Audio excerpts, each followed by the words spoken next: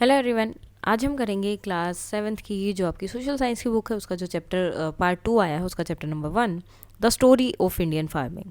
सो सबसे पहले एक कोट जैसे हर बार होती है, a farmer who looks after the welfare of his cattle visit his farm daily and has the knowledge of the seasons, is careful about seeds and is industrious, is rewarded with harvest of all kind and never presses. सो एक farmer क्या होता है जो अपने cattle की देखभाल करता है, हर अपने फार्म में हर रोज़ जाता है, जिसे नॉलेज है सीज़न की और केयरफुल रहता है सीड्स को लेकर, और इंडस्ट्रियस भी है क्योंकि उन्हीं से तो इंडस्ट्री चल रही है, और रिवार्ड किया जाता है, मतलब उसे रिवॉर्ड मिलता है किस चीज़ों से, हर तरह की जो है पैदावार वो करते हैं। कृषि परशारा ने ये जो है बताया था। उसके बाद कुछ क्वेश्चंस हैं जैसे हर बार चैप्टर से शुरू होने से पहले होते हैं कि क्या क्या हमें इसमें पढ़ने को मिलेगा। तो फर्स्ट क्वेश्चन यहाँ है, what are the main characteristic of Indian agriculture. क्या क्या है? So the main characteristic of Indian agriculture are deep cultural roots. The word agriculture comes from Latin words agri, जिसका मतलब है field, and culture means to cultivate. So Indian agriculture is not limited to growing crops, it includes livestock rearing, beekeeping, fisheries, silkworm rearing, silk production, and fiber production like cotton and hemp. This shows how rich and diverse India's farming tradition are. Strong economic importance. Agriculture and allied activities contribute more than 18% of India's GDP, जो कि 22-23 में था. Nearly 46% of India's working population mostly engage है farming के कामों में और उससे रिलेटेड एक्टिविटीज़ में, making it a major source of livelihood and national development. Traditional family connection. Most Indian families have been connected to farming for generation, तो generation से काम कर रहे हैं। This long association shows the deep cultural, emotional and economic bond between people and the land. Diverse crops across region. India has a wide range of climate and soils. This allow farmers, तो ये allow करता है farmer को grow करे बहुत सारी crop जैसे कि rice in wetter region, wheat in cooler areas, and cotton, sugarcane and millets in warmer places. Different farming practices in different areas because soils, temperatures and rainfall vary across India. तो अलग अलग है पूरे India में। Each region follow unique farming practice, तो हर एक region की अलग फार्मिंग प्रैक्टिस है, एंड ग्रो करते हैं क्रॉप को जो सूट करते हैं उनकी लोकल कंडीशंस को। This make Indian agriculture highly adaptable. Labour rich agriculture. Farming involve many activities like sowing, weeding and harvesting. These task give work to many people, इससे बहुत सारे लोगों को काम मिलता है, स्ट्रेंथ मिलती है रूरल कम्युनिटीज़ को। Balance use of traditional and modern methods. Indian farmer use करते हैं दोनों ट्रेडिशनल टूल्स और मॉडर्न मशीन्स। दिस कम्बिनेशन क्या करता है, हेल्प करता है मेंटेन करने में cultural practices while also improving productivity भी इम्प्रूव होती है। नाउ नेक्स्ट क्वेश्चन है, how are farming, climate and soil, weather inter related. किस तरह से आपस में वाटर जो है आपस में इंटर रिलेटेड है। Farming is in any region depend mainly on its climate, इसके क्लाइमेट पे डिपेंड करती है, जो डिसाइड करता है। अब वो क्लाइमेट कौन डिसाइड करता है, उसका टेम्परेचर और रेनफॉल एक प्लेस कितना रिसीव करती है। डिफरेंट क्लाइमेट सपोर्ट करते हैं different kind of crops. For example rice grow होते हैं वार्म एरियाज में with plenty of rain, while wheat grow होती है बेस्ट इन कूलर प्लेसेस, जो ठंडी जगह हैं और ज़्यादा पर मॉडरेट रेनफॉल होती है। Some crops like millets and pulses thrive even in dry climates, वो ड्राई क्लाइमेट्स में भी उग जाते हैं। वेयर एज टी और कॉफ़ी जो हैं वो ग्रो होते हैं ब्यूटीफुली इन हिली रीजन जो है, साथ में ठंडा वेदर होना चाहिए। Thus the climate of a place guides farmer in choosing the right crops. Next soil. Soil भी एक बहुत इंपॉर्टेंट रोल प्ले करती है फार्मिंग में। क्यों? क्योंकि ये प्रोवाइड करती है प्लांट को न्यूट्रिएंट्स। डिफरेंट सोइल ग्रो होती है डिफरेंट क्रॉप्स में, डिफरेंट सोइल में थोड़ी ग्रो होते हैं अलग अलग क्रॉप्स। फॉर इंस्टेंस जैसे कि एलुवियल सोइल बहुत फर्टाइल होती है और सपोर्ट करती है rice, wheat, sugar cane and jute को। ब्लैक सोइल मॉइस्चर को होल्ड करके रखती है और आइडल है कॉटन के लिए। रेड सोइल जो है गुड है ग्राउंड नट के लिए, मिलेट्स के लिए एंड पल्सेस के लिए। When the soil is rich and healthy, जब सोइल रिच होती है, हेल्दी होती है, क्रॉप ग्रो करते हैं बेटर और गिव हायर यील्ड्स, और ज़्यादा फसल आती है। Wherever the soil need support, जब सोइल को सपोर्ट की ज़रूरत होती है, फार्मर क्या करते हैं, इम्प्रूव करते हैं इसको। कैसे? कंपोस्ट और फर्टिलाइज़र का यूज़ करके। वाटर अवेलेबिलिटी फर्दर इन्फ्लुएंस करते हैं फार्मिंग प्रैक्टिसेस को। Crop need the right amount of water to grow, and farmer क्या करते हैं, यूज़ करते हैं रिवर का, कैनल्स का, ट्यूबवेल्स का एंड टैंक का, ताकि फसल को जो है राइट अमाउंट मिल सके पानी का, to irrigate their fields where rainfall is not enough. Some crops like sugarcane and paddy needs more water, इन्हें ज़्यादा पानी की ज़रूरत होती है, whereas other like बाजरा और रागी इनको थोड़े पानी की ज़रूरत होती है. With the right balance, अब right balance climate, soil and water, इन सब के सही बैलेंस के साथ farmer are able to grow sustainable crops and ensure healthy and productive agriculture. In conclusion, climate, soil and water work together, ये सब एक साथ काम करते हैं, डिसाइड करते हैं what kind of farming is possible in any region, की किस जगह पर किस तरह की फार्मिंग हो सकती है. The combination of these three factor, इन तीनों का जो कम्बिनेशन है वो हेल्प करता है फार्मर को चूज़ करने में कि कौन सी फसल उसे उगानी चाहिए और कौन सा मेथड उन्हें फार्मिंग के लिए यूज़ करना है, जो इंश्योर करता है better productivity and sustainable agriculture. Now question number 3, how can traditional practices and contemporary ones contempt each other? So traditional practices and contemporary ones complement each other in the following ways. जैसे कि traditional practices use करते हैं natural method like mix farming, organic manure and crop rotation, while contemporary practices use करते हैं machine, HY high yielding variety seeds, fertilisers and latest irrigation technology. When both are used together, जब दोनों एक साथ use होते हैं, farming become more efficient and eco friendly, farming और भी एफिशिएंट और इको फ्रेंडली बन जाती है. ट्रेडिशनल मेथड क्या करते हैं, प्रोटेक्ट को सोइल करते हैं और एनवायरनमेंट को सोइल करते हैं, सेव करते हैं या प्रोटेक्ट करते हैं उन्हें, while method, modern method increase करते हैं प्रोडक्शन को. और इन दोनों को जब कंबाइन करेंगे, farmer can grow healthier crops, वो हेल्दियर क्रॉप ग्रो कर पाएंगे फास्टर और सेफर वे में. India's agriculture landscape. Farming or agriculture is one of the oldest occupation of humankind. It encompasses the preparation of soil, cultivation of plants, rearing of livestock, and in many cases. So farming और agriculture जो है हमेशा से बहुत पुराना जो occupation रहा है ह्यूमन काइंड का. अलग अलग तरह की चीज़ें होती हैं, सोइल को प्रिपेयर किया जाता है, प्लांट्स वगैरह का कल्टीवेशन किया जाता है, जो पशु वगैरह उन्हें पाला जाता है, और अलग अलग तरह से होती है. The growing of trees as part of the comprehensive farming system, ये भी एक जो है फार्मिंग सिस्टम का ही पार्ट है. इन सम एरियाज, कुछ एरियाज में क्या होता है, फार्मर ऑल्सो प्रैक्टिस पेस्कीकल्चर. अब ये क्या है, यानी कि फिश रेयरिंग यहाँ पर होता है पेस्कीकल्चर्स, और रियर कनून्स लगाते हैं जिसमें से एक्सट्रैक्ट किया जाता है, सिल्क थ्रेड निकाले जाते हैं. Very broadly the term agriculture, अब ये जो एग्रीकल्चर जो वर्ड है ना, ये सिर्फ फार्मिंग से रिलेटेड नहीं है कि खेती करना, ये बहुत बड़ी जो है इनकम्पास करता है फार्मिंग को, एनिमल हस्बेंड्री को, रेजिंग लाइव स्टॉक, फॉरेस्ट्री और हॉर्टिकल्चर, ये सब जो है फार्मिंग के या एग्रीकल्चर के अंदर आते हैं. Now don't miss out, the word agriculture comes from Latin word से आया है. Agri means field and culture means to cultivate. So the government of India classifies economic activities related to agriculture as agriculture and allied activities. तो government of India ने क्या किया कि classify किया economic activity को एज ए एग्रीकल्चर. यहाँ पर agriculture का मतलब क्या था, एग्रीकल्चर और साथ में आसपास उसके साथ होने वाली जितनी भी चीज़ें हैं, एक्टिविटीज़ हैं, वो सब.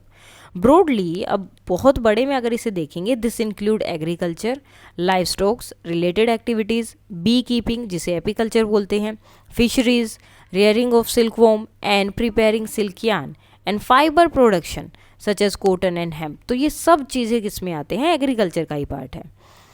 A little over 18% of countries total value of goods and service produced in a year. तो लगभग जो है 80% से ज़्यादा पूरी कंट्री का जो है वैल्यू यहाँ से प्रोड्यूस किया जाता है, यानी कि जो GDP होता है आपका, ग्रोस डोमेस्टिक प्रोडक्ट, यहीं से comes from agriculture and allied activities, उसके आसपास से. Approximately 46% of India's working population is engaged in agriculture and allied activities for their livelihood. So mostly यानी कि 46%, लगभग हाफ जो है पॉपुलेशन इंडिया की जो काम करती है, जो वर्किंग पॉपुलेशन है, वो इसी चीज़ से रिलेटेड, एग्रीकल्चर और उससे रिलेटेड जो एक्टिविटीज़ होती है उनसे. A large proportion of families in India are closely connected to the land in one way or another. तो ये जो है बहुत closely connected होते हैं अपने land से, and in many cases have been cultivating it for generation, और बहुत टाइम से वो यही काम कर रहे हैं, cultivate कर रहे हैं. Farming activities are, of course, essential for nurturing and sustaining the human population. अब फार्मिंग जो है एक्टिविटी जितनी भी हैं वो बहुत ज़रूरी हैं ह्यूमन पॉपुलेशन को सस्टेन करने के लिए और उनको नेचर जो है न्यूट्रिशन या जो भी चीज़ें प्रोवाइड करनी है उसके लिए. अब एक क्वेश्चन यहाँ दिया है, यहाँ पर आता है थ्रेशिंग. थ्रेशिंग का मतलब क्या है? रिमूव करना जो एडिबल ग्रेन है उसको, किससे? फ्रॉम स्ट्रो और हस्क से, मैनुअली और यूजिंग अ मशीन. जैसे कि चावल है, चावल को पहले क्या करते हैं? साफ़ करते हैं ना, जो उसमें कंकड़ वगैरह पत्थर होते हैं उसे क्या करते हैं? निकाल देते हैं मैनुअली. तो ये मैनुअली होगा तो इसे बोलते हैं थ्रेशिंग, यानी कि खाने की चीज़ को जो एक्स्ट्रा चीज़ थी उससे निकाल दिया. Now India's agriculture landscape is a vibrant blend of traditional and modern farming practice. So India का जो एग्रीकल्चर लैंडस्केप है उसमें जो है ट्रेडिशनल पहले जैसी फार्मिंग होती थी और मॉडर्न जो चीज़ें हैं उन दोनों को मिलाकर किया जाता है. विद डाइवर्स क्रॉप्स, और क्रॉप भी बहुत ज़्यादा है, and deep rooted cultural traditions. From the golden wheat field of Punjab, अब पंजाब में क्या है? गेहूँ ज़्यादा है तो उसे गोल्डन व्हीट फील्ड बोला. The saffron valley of Kashmir, Kashmir में क्या ज़्यादा होता है? सैफरन, केसर. And the lush tea garden of the north east और the Nilgiris of the emerald paddy fields of Kerala.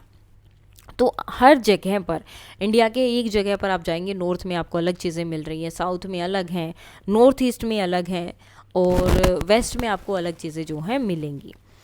Agriculture has long been a fundamental part of the nation's identity. तो nation की identity का ये एग्रीकल्चर जो है एक बहुत ही मतलब रिकॉग्नाइजेशन का आप बोल सकते हैं कि नेशन की आइडेंटिटी इससे होती है कि सबसे ज़्यादा खेती यहाँ होती है. तो ये एक बहुत ही इंपॉर्टेंट पार्ट यहाँ पर रहा है.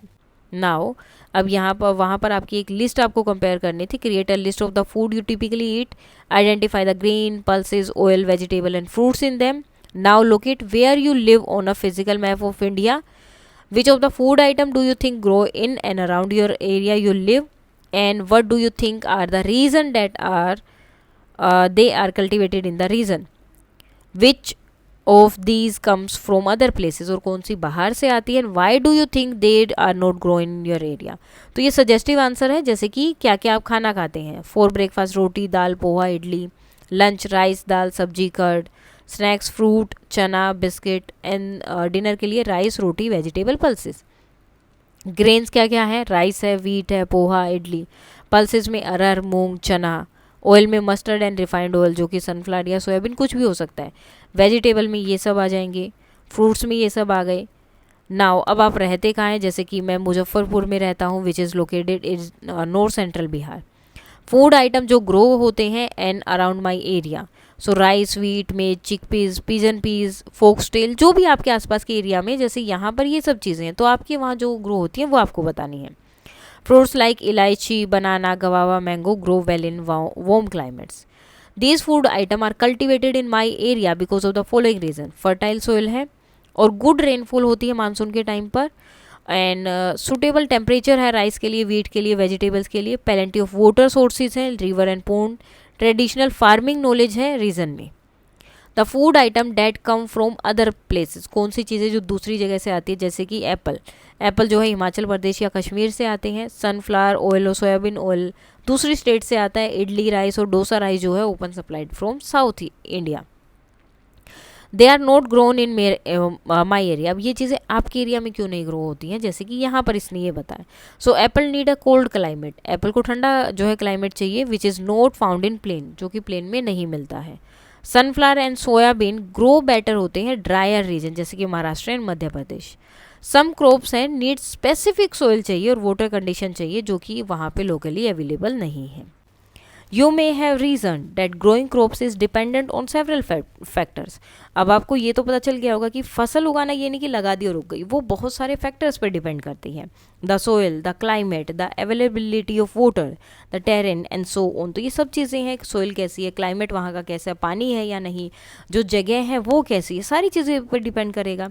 The story of farming is, अब स्टोरी क्या है फार्मिंग की, is there for link to this factor, वो पूरी की पूरी इन फैक्टर पर डिपेंड है. We will look at some of these factors in this chapter. तो इस चैप्टर में हम उन्हीं के कुछ फैक्टर्स के बारे में देखेंगे।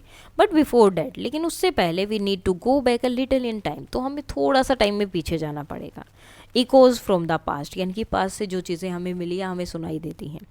The story of Indian farming goes back to pre history. तो प्री हिस्ट्री से भी पहले जा रही है। Archaeological investigation have shown the presence of rice grain in the Ganga plain as the early as the 7th and 8th millennium BCE।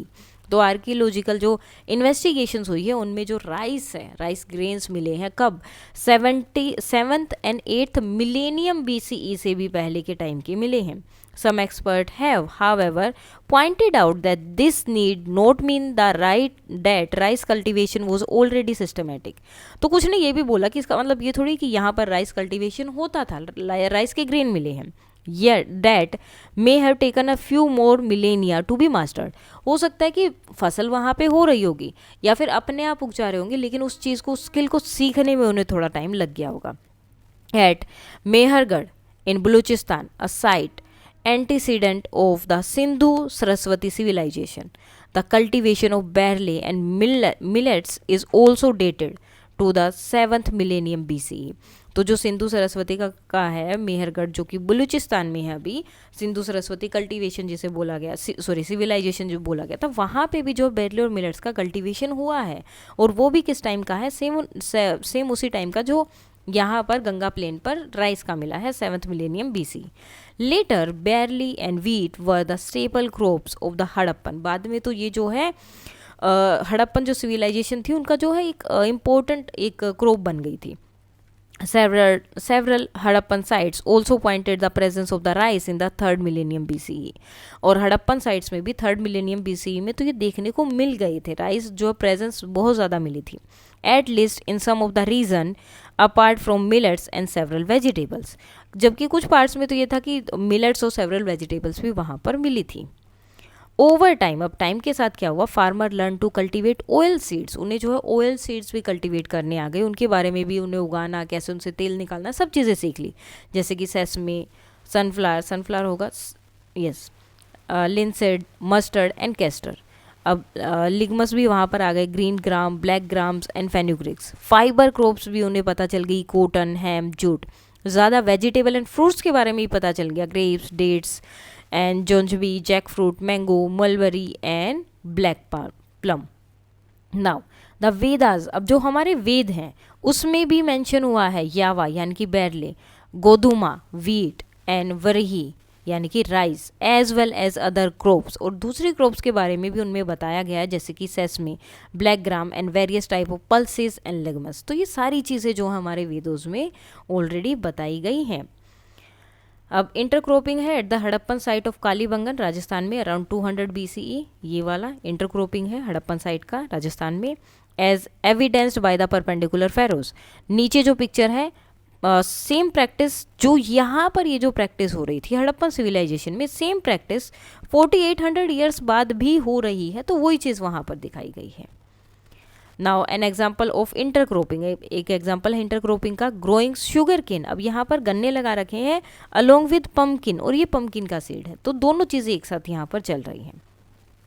This period also show the domestication of animal. अब इस time तक जो है domestication यानी कि animals को घर पे रखने लगे थे, कैटल वगैरह रखने लगे थे। Cattle, asses, sheep, goats, dogs, pigs, fowl and other animals were domesticated from the pre urban phase of the Sindhu Saraswati cultivation civilisation. तो सिंधु सरस्वती का जो सिविलाइजेशन का अर्बन होने से पहले, यानी कि बाद में वो अर्बनाइजेशन हो गया था वहाँ पर, तो उससे पहले थे। तो उस टाइम पर ये जितने भी एनिमल्स थे इनको जो घर पे रखा जाने लगा था, दूध वगैरह निकालना और इनको यूज़ में लेना घर के कामों में, वो सब यहाँ पर होने लगा था।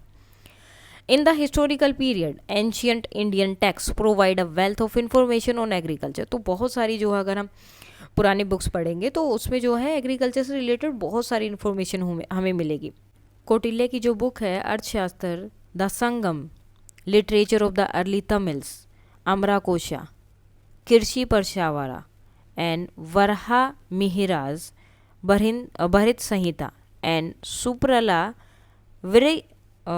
वृक्ष सूर्यवेदा अमोंग अदर्स मतलब ये सारी बुक्स में भी एग्रीकल्चर के बारे में ही है। इन सारी बुक्स के साथ ही containing writing on agriculture, agriculture के बारे में लिखा गया है, हॉर्टिकल्चर के बारे में बताया गया है, एंड प्लांट बायोडाइवर्सिटी सब इन बुक्स में मिलता है।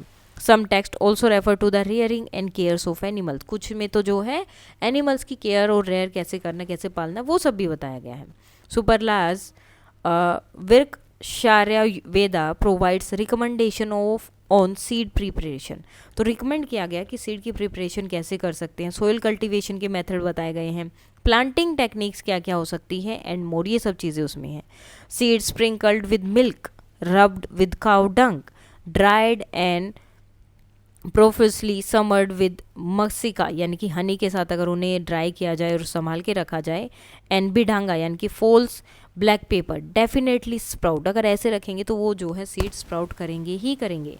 ऑन वोटरिंग ऑफ ट्री, अगर ट्री को वोटर करना है, newly plant trees in arid land should be watered every morning, तो इस तरह के लैंड पे जो ट्रीज हैं उनको हर रोज सुबह पानी देना है, and evening for a period of 15 days, 15 days तक सुबह और शाम को पानी देना है, until the soil is fully soaked, जब तक कि आपको दिखने लगे कि सोइल जो है अच्छे से भीग गई है, सोक हो गई है।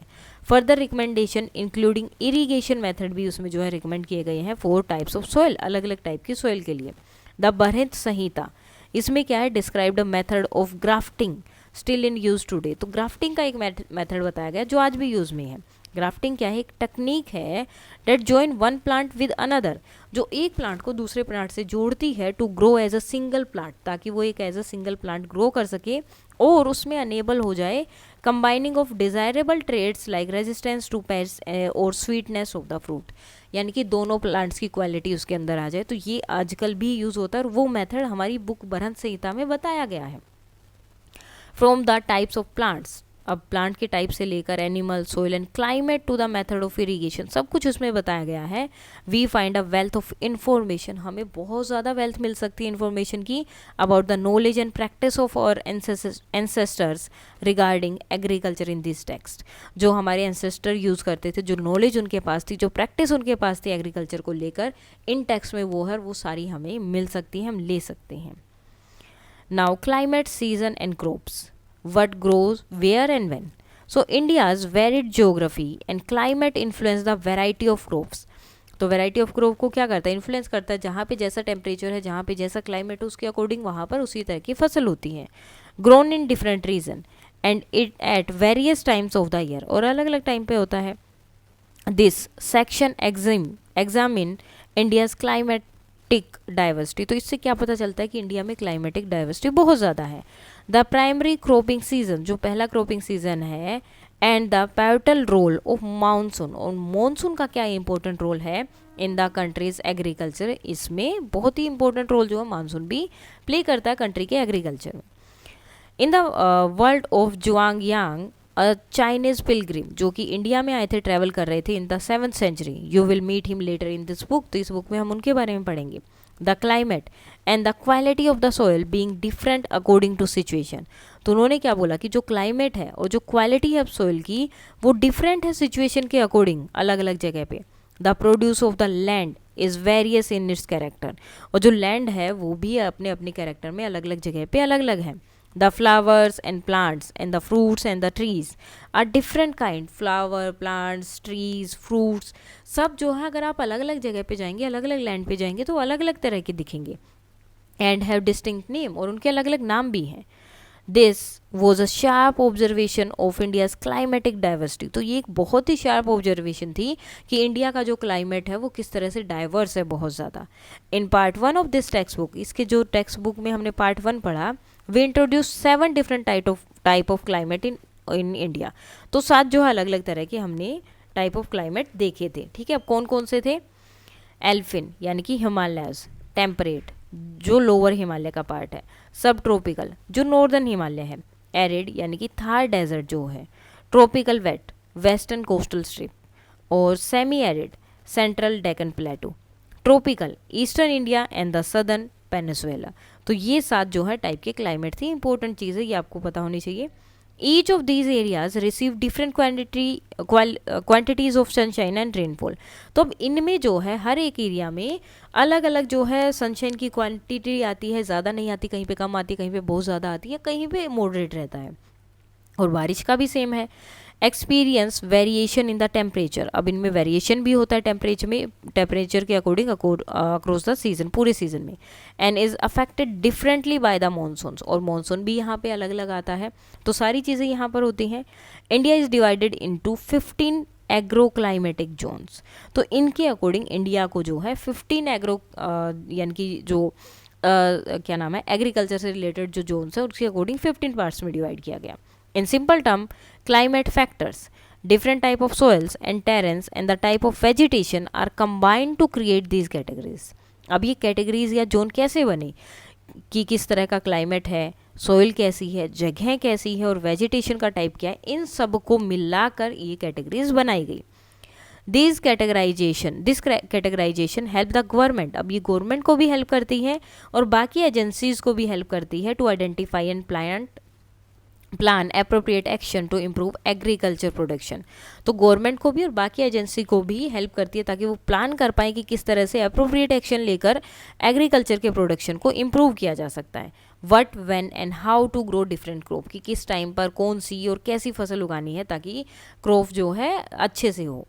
अ few example of agroclimatic zone are the upper Gangetic plain region. अब कुछ एग्जाम्पल दिए हैं जो जोन डिवाइड किए गए हैं।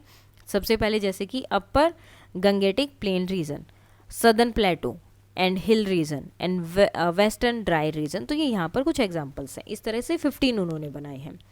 The monsoon and the agriculture. Now the Indian monsoon system is a key factor in the India's countries agriculture diversity. तो ये एक बहुत इंपॉर्टेंट रोल प्ले करता है। इट ब्रिंग्स रेनफॉल लेकर आता है, which is vital for many crops. तो बहुत सारी क्रॉप्स के लिए बहुत ज़रूरी है। India experiences the south west monsoon. तो साउथ वेस्ट मानसून आती है, नॉर्थ वेस्ट मानसून आती है, सब करते हैं जो हमने climate of the chapter in part 1 में पढ़ा था।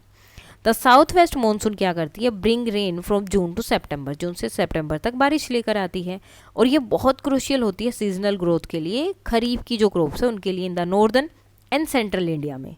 द नॉर्थ ईस्ट मानसून जो है वो प्रीवेल करती है from October to December. This bring rainfall to the east and south of India. अब यहाँ पर बारिश कब आती, कहाँ पर आ रही है, east and south of India में।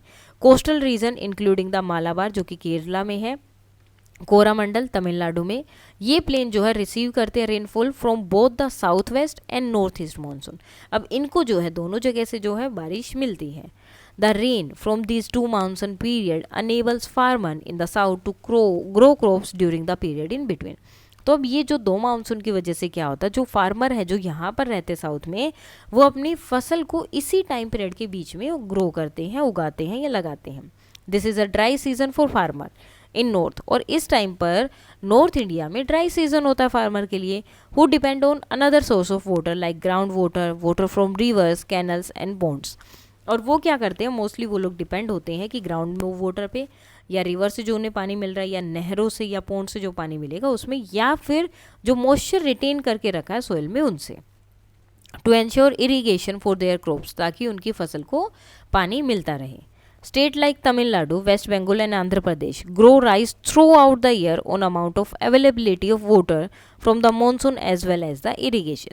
अब ये जो स्टेट हैं तमिलनाडु, वेस्ट बंगाल और आंध्र प्रदेश, यहाँ पर पूरे साल जो है क्या होता है, राइस की फसल उगाई जाती है।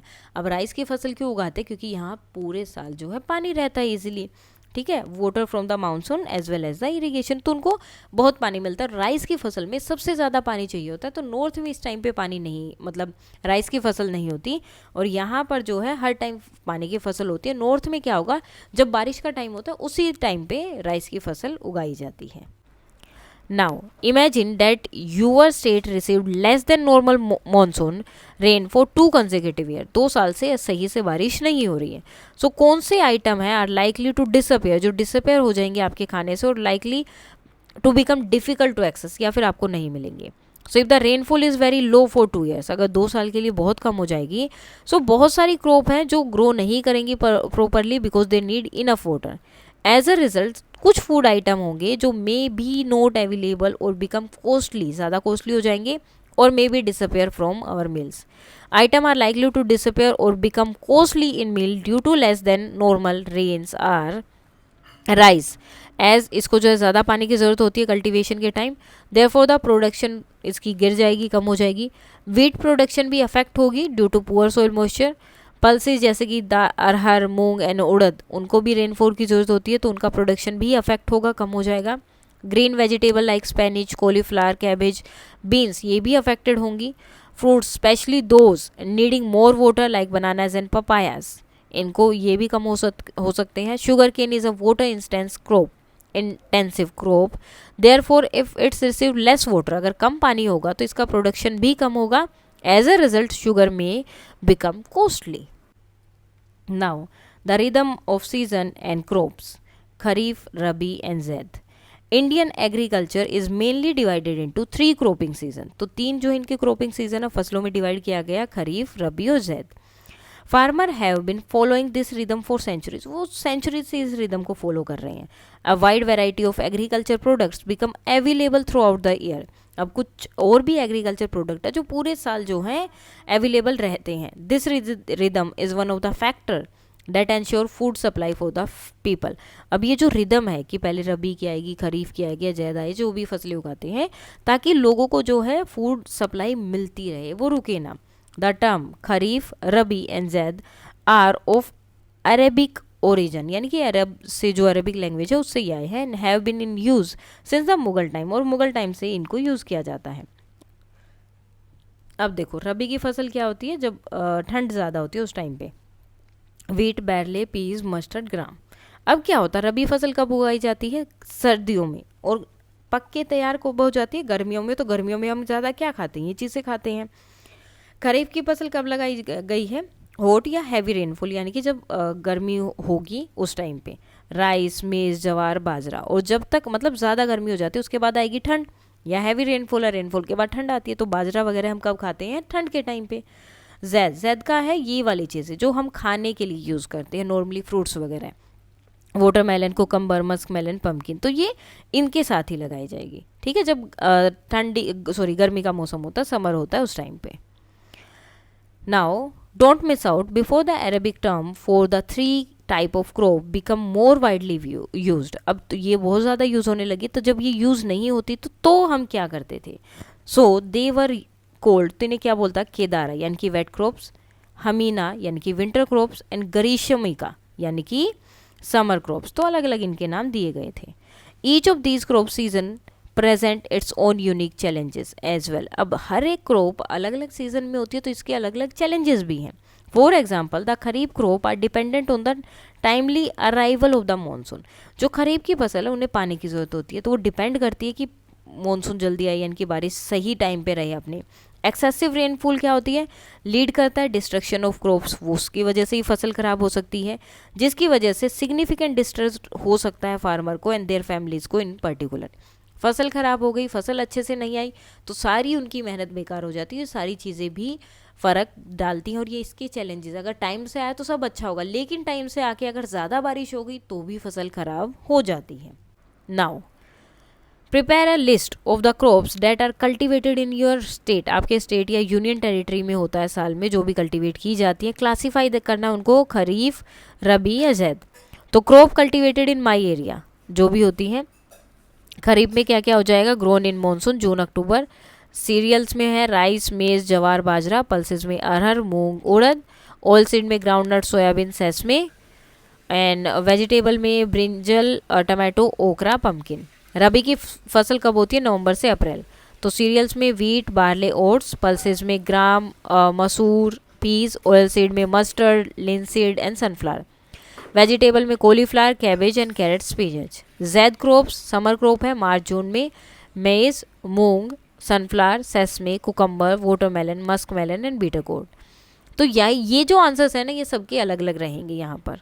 Now don't miss out the Arthashastra contain section on agriculture. Agriculture पे उसमें क्या है, सेक्शंस दिए गए हैं, including the preparation of land and seeds, कि किस तरह से लैंड को प्रिपेयर करना है, सीड को प्रिपेयर करना है, as well as payment to farmer and other relevant topics, कि फार्मर की पेमेंट कैसी होनी चाहिए, कितनी होनी चाहिए, और बाकी की जो भी जो इससे रिलेटेड टॉपिक है सब हैं. A good rainy season is one when 1/3 of the annual rainfall occurs at the beginning. तो उसमें जो है साफ साफ लिखा गया कि एक गुड रेनी सीजन जो है किसे बोला जाएगा कि जिसका 1/3 जो है स्टार्टिंग में ही बारिश हो जाएगी, यानी कि जुलाई से अगस्त, and at the end of the season, और जब एंड होगा यानी कि अक्टूबर से नवंबर, एंड 2/3 इन द मिडल, और बाकी का जो 2/3 बचेगा वो मिडल में होगा, और स्टार्टिंग और एंड का मिला के 1/3 पार्ट जो कि अगस्त और सितंबर में है। Why do you think this statement was made? तो आपको क्यों लगता है कि ये स्टेटमेंट बनाई गई होगी? Now soil the foundation of cultivation. अब सोयल तो फाउंडेशन मेन ही है। Soil is a thin upper layer of the earth crust that support plant life. Earth के जो बिल्कुल ऊपर की लेयर है उसका थिन अपर लेयर है अर्थ के क्रस्ट की, ठीक है। इट इज़ फॉर्म्ड, अब ये क्या करती है, प्लांट को सपोर्ट करती है खड़े रहने के लिए। ये फॉर्म होती है over million of year through the break down of rocks, rock के टूटने से, बहुत सालों से टूटने के बाद, and the decay of organic matters. It is the most essential resource for farmer, और फार्मर्स के लिए बहुत ही ज़रूरी रिसोर्स है। As it provide the necessary nutrients, क्योंकि ये जो है necessary nutrients water support provide करती है क्रॉप्स को ग्रो होने के लिए। This section examine the various soils. अब ये अलग अलग सोइल जो है इसमें हम जो है अलग अलग सोइल के बारे में एग्जामिन करेंगे और फाइंड आउट करेंगे in the Indian subcontinent and their association with specific crops, और उनका क्या जो है उस क्रॉप से स्पेसिफिक जो है एसोसिएशन है या लेना देना है। सो बेड रॉक है यहाँ पर, डिसइंटीग्रेटेड रॉक, पेरेंट मटेरियल ये ऑर्गेनिक मैटर हुआ। हमस है, अब हमस क्या है, humus is the dark organic matter है जो सोइल में होता है, that is formed by decomposition of plants और एनिमल मैटर। जो प्लांट्स और एनिमल के मैटर के डीकम्पोजिशन के बाद बनता है उसे हम बोलते हैं हमस। अब ये क्यों ज़रूरी है, क्योंकि ये रिच होता है न्यूट्रिएंट में और मॉइस्चर को रिटेन करके रखता है, सोइल के अंदर बांध के रखता है। Humus is the Latin word for earth and soil. Humus जो है लैटिन वर्ड है अर्थ के लिए, सोइल के लिए। तो अब सोइल बनी कैसे, यहाँ पर बता दिया, ऑर्गेनिक मैटर आ गए। धीरे धीरे जो है ये पेरेंट मटेरियल था, इसके ऊपर जो है ये इस तरह से मिनरल फर्मेंट होने लगे, ऑर्गेनिक मैटर बनने लगा और धीरे धीरे ये टॉप सोइल यहाँ पर बन गई। अब देखो सबसे पहले ये था, यहाँ पर था, अब ये टूटने लगी, टूट टूट के इस तरह से बनी, टॉप सोइल बनी, हमस आया, हमस के बाद ये इस तरह से बन गया। तो ये पूरा यहाँ पर बताया है, bed rock begin to disintegrated, organic material जो है फैसिलिटेट हो गया, लेयर्स फॉर्म होने लगी और डेवलप्ड होया सोइल सपोर्ट ताकि थिक वेजिटेशन वहाँ पर हो सके। Now soils of India. India has a diverse range of soils type. तो बहुत सारी रेंज है इंडिया की, each with its distinct property, और हर एक सोइल की अपनी अपनी प्रॉपर्टी है। Ancient text such as Amarkosh describe 12 type of agriculture land based on soil fertility. तो अमरकोश में 12 तरह की जो अलग अलग तरह के एग्रीकल्चर लैंड बताए गए हैं according to soil fertility. Today we classify the soil of India into 6 major type. आजकल जो है हम 6 मेजर टाइप में उनको डिवाइड करते हैं। Alluvial soil, black soil, red, laterite, desert soil and mountain और एल्पलाइन सोइल। तो इस तरह से हम उन्हें बताते हैं। Now try to name at least 2 state in each of the zone mentioned above. कोई भी 2 स्टेट के नाम बताने हैं। So 2 states that fall under the following agroclimatic zone are upper Gangetic plain जो कि उत्तर प्रदेश और बिहार में है, south southern plateau region Maharashtra और Karnataka, hilly region Himachal and Uttarakhand, western dry region जो कि राजस्थान एंड गुजरात में है। Now next question, which type of soil is predominantly found in your state. कौन सी जो है सोइल आपकी स्टेट में मिलती है या यूनियन टेरिटरी में। जैसे type of soil predominantly found in Bihar, alluvial soil is the most common soil जो कि बिहार में मिलती है। It is found in almost the entire state, पूरी स्टेट में है, बिकॉज बिहार जो गंगेटिक प्लेन पे है। ये सोइल बहुत फर्टाइल होती है, रिच होती है मिनरल्स में और बहुत गुड होती है ग्रोइंग राइस वगैरह, wheat, maize, pulses, sugar cane and vegetable के ग्रो के लिए। नाउ नेक्स्ट है soils tell us story about places. तो सोइल जो है हमें स्टोरी बताती है प्लेसेस के बारे में। What might happen over 1000 of years during which the soil were become formed, कि कितने सालों पहले क्या हुआ होगा जिस वजह से वो बनी है। Take a few sample of soil from your neighbourhood, अपने आसपास से वो सोइल के सैंपल्स लेने हैं, केयरफुली देखना है। And what do the sample consist of, क्या क्या उसके अंदर है। What might be the origin of the soil, कैसे वो बनी होगी। Are there sign of human activity that you notice, क्या ह्यूमन एक्टिविटी के कोई साइन है। And what might happen to the soil over time on account to this, और अब तक जो है क्या क्या हो चुका है. Now after collecting soil from my neighbourhood and observing it closely, I found that it is made up of different material. The soil has small grains of sand, fine slit and clay mixed together. तो सब चीज़ें उसके अंदर है. I also noticed a few tiny pebbles. Tiny pebbles भी हैं और small pieces हैं dry leaves के. Along with these, इसके साथ ही there were some thin roots. पतली पतली रूट्स हैं और बिट्स हैं ऑर्गेनिक मैटर्स के. ऑल दीज थिंग्स, अब ये सारी चीज़ें क्या करती हैं, together make up the soil in my area. ये सारी चीज़ें मिलकर मेरे एरिया की सोइल को बनाती हैं. The soil in my area has several possible origin. अब इसके बहुत सारे जो है ओरिजन के तरीके हो सकते हैं. It is likely formed from river deposit. Mostly लग रहा है कि रिवर के डिपॉजिट की वजह से वो हुआ है. As river bring silt and sand from the mountains, क्योंकि रिवर क्या करती है, स्लिट और सैंड को माउंटेन से लेकर आती है, स्प्रेड करती है लैंड में, creating alluvial soil. Over thousand of year से रॉक जो है have also broken down into smaller particles. छोटे छोटे पार्ट्स में वो टूट जाती हैं वेदरिंग से और जो सोइल में ऐड हो जाती हैं. अलोंग विद दिस, इसके साथ the remain of the dead plant, जो डेड प्लांट का रिमेन है और एनिमल है जो डिकम्पोज हो गए हैं, वो हमस फॉर्म करते हैं, विच इम्प्रूव द सोइल फर्टिलिटी, जो सोइल की फर्टिलिटी को इम्प्रूव करते हैं. ऑल दिस प्रोसेस, अब ये सारी प्रोसेस शो करती है that the soil has been shaped by water, कि वो soil water, wind and natural जो डिके है over a very long period of time उससे बनी है. ओवर टाइम द सोइल में चेंज, अब ये चेंज हो सकती है because of continuous human activities. If too many chemical fertilize use किए जाएंगे, सोइल जो है अपना नेचुरल न्यूट्रिएंट खो देगी और इनफर्टाइल बन जाएगी, लेस फर्टाइल हो जाएगी. Plastic and other waste material हैं वो पोल्यूट करते हैं सोइल को और हार्म करते हैं एनवायरनमेंट को. Heavy use of land may also make the soil hard, वो भी सोइल को जो है ज़्यादा हार्ड कर सकता है और कम्पैक्ट कर सकता है. Cutting down trees can lead of soil erosion, where the top layer of soil is worst away by rain, जो कि मोस्टली जो टॉप लेयर है वो पानी के साथ बह जाती है अगर पेड़ पौधे नहीं हैं तो. However, adding compost, reducing waste and planting more trees can help protect the soil. वो हेल्प कर सकते हैं सोइल को प्रोटेक्ट करने में एंड कीप इट हेल्दी, और उसको हेल्दी रखने में. नाउ सोइल क्रॉप लिंकेज, तो ये किस तरह से आपस में लिंक है. In addition to the agroclimatic condition that we briefly saw above, जो हमने ऊपर देखा, नॉर्मली ज़्यादा नहीं, crops are also strongly influenced.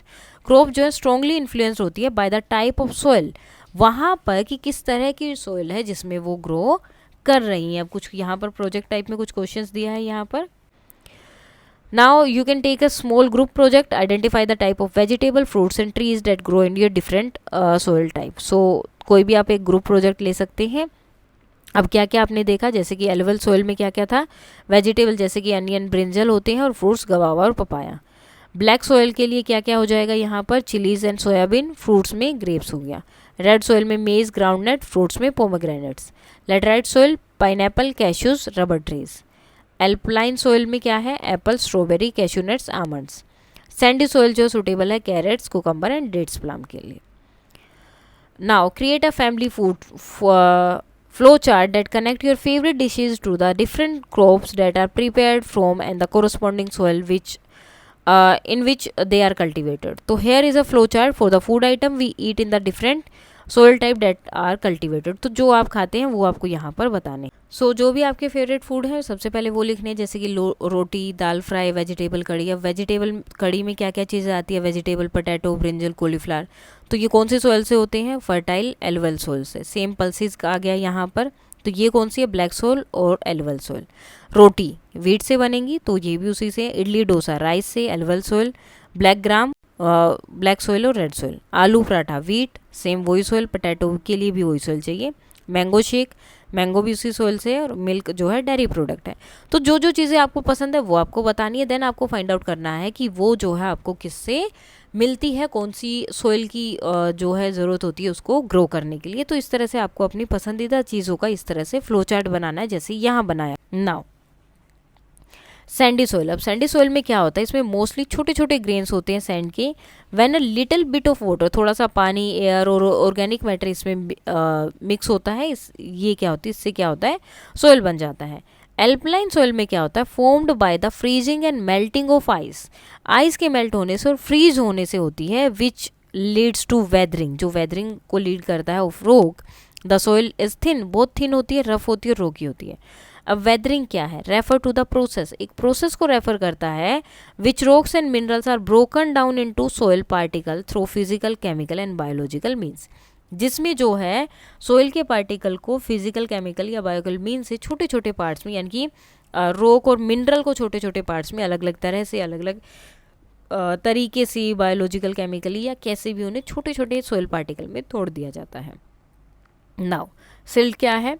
Fine grain dust like sediment है, कंपोज ऑफ रॉक, जो रॉक और मिनरल पार्टिकल से बनता है, that are larger than clay, जो क्ले से बड़े होते हैं लेकिन सैंड से छोटे होते हैं।